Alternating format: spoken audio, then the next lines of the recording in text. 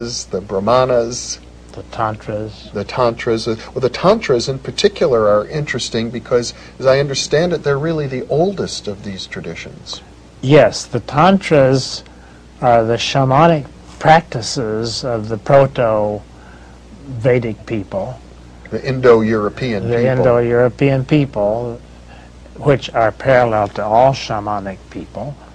And it evolved into the Vedas and the science and theory. Mm-hmm. But they started as rituals and practices of nomadic people. Mm-hmm.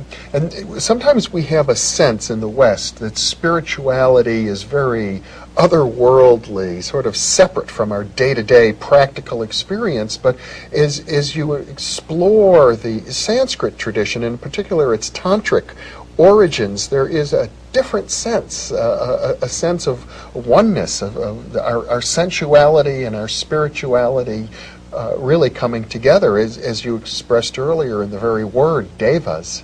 Yes, God is approached through nature.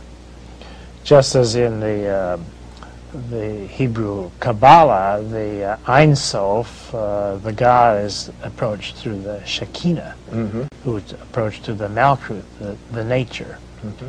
So one gets to God through nature, and one gets to nature through God. Uh-huh. Now you've done something very interesting here, and I know you're a scholar of many traditions as well as Sanskrit, by bringing in the Hebrew.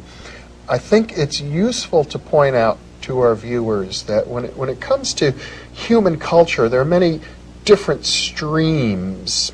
Hebrew, the Sanskrit, perhaps the Chinese, the metaphors. Polynesian, American Indian, the African, that Mayan. Linguistically they're quite separate, but yet in terms of the sense of the world, one might say that they all have their origins in a kind of common human culture, which we might describe as shamanic. Yes, they're based on experience. The raw native experience of any person, where he comes from, the home and the hearth and the field and the hunt, lead to our metaphysics. And all these forms of metaphysics are isomorphic. Mm-hmm. Isomorphic meaning? The same form. Mm-hmm. To have the same form. They're different ways of saying the same thing. And yet they appear quite different. Superficially, but they all reduce down to experience. Mm-hmm. Well, it's very interesting as we're exploring the Sanskrit tradition. What you're saying here is that although it doesn't share much history with the Hebrew tradition or the Polynesian tradition, when you begin exploring it in its depth, it's the same. We come to the same thing, yes. Mm-hmm. The Vedic way is a nice way to do it because it is so thoroughly developed. Mm-hmm. But one can do it in Polynesia just as well. Yeah.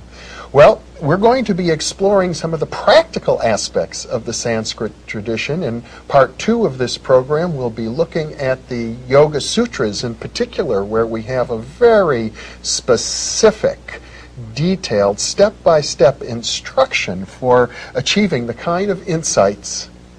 Dean, thank you for being with me. And thank you for being with us.